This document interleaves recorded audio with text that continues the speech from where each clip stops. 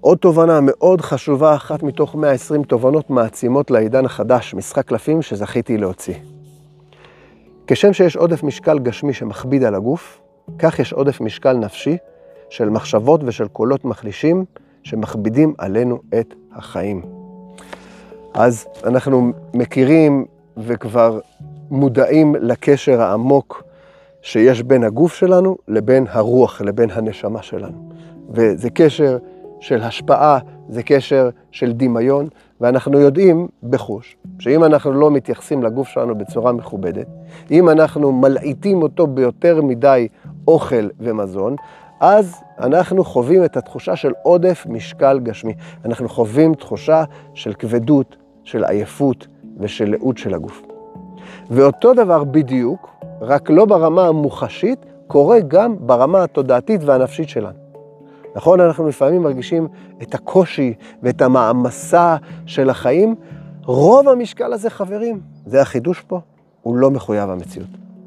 רוב המשקל הזה זו תוספת שאנחנו שמים על עצמנו, ואנחנו לא מחויבים לתוספת הזאת, ואנחנו יכולים להוריד אותה.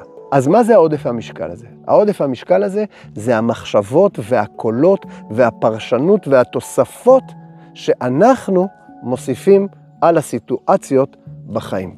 אז ברור שיש סיטואציות שהן לא נעימות וקשות, אבל כמה משקל אתה מוסיף לסיטואציות הזאת, זה שלך.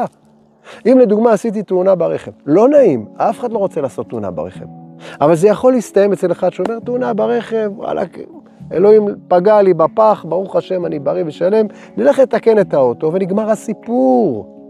ואצל בן אדם אחר זה יכול להיות תאונה באוטו, וכל הקולות והמשפטים המייאשים, בום, קופצים עליו, למה לי זה קורה, די נמאס לי, איך זה יכול להיות, וכל אחד מכיר בדיוק טוב מאוד את הקולות והמשפטים שהוא אומר לעצמו שכל הזמן דואגים להכביד לו את החיים ולמעוך אותו למטה. וברגע שאנחנו מבינים את זה, שאנחנו לא מחויבים לדבר הזה, ברגע שאנחנו מבינים את זה שהרבה מהמשקל הנפשי, העומס, הקושי, הכבדות שלנו בחיים, אם אנחנו נעשה עבודה תודעתית נכונה, אנחנו יכולים להשיל את זה מאיתנו, אז אנחנו קודם כל מתחילים ושמים לב ולא מוכנים להמשיך ככה בחיים עם כל המשקל הזה על הגב, ואומרים רגע, אני חייבת למצוא איזה משהו, איזושהי הסתכלות, איזה גישה, איזה תודעה שתעזור לחיים שלי להיות הרבה יותר טובים ובריאים, וכשם שהגוף שלנו יכול להיות בריא וקליל וחינני וחיוני,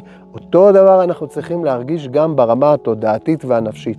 ואם אנחנו לא מרגישים את זה, אז אנחנו לא ממשיכים הלאה, כי זה מה יש, וזה המשקל שאני צריך לסחוב בחיים שלי. ממש לא. אנחנו עוצרים ואומרים, רגע, אופה, יש פה נקודה מעניינת. מה באמת? אני לא חייב את כל התוספת הזאת? אז מה אני עושה? ברגע שהשאלה הזאת מתחילה להתעורר בנו, התהליך כבר התחיל. אז בואו נקרא את התובנה הזאת שוב. כשם שיש עודף משקל גשמי שמכביד על הגוף, כך יש עודף משקל נפשי של מחשבות ושל קולות מחלישים שמכבידים עלינו את החיים.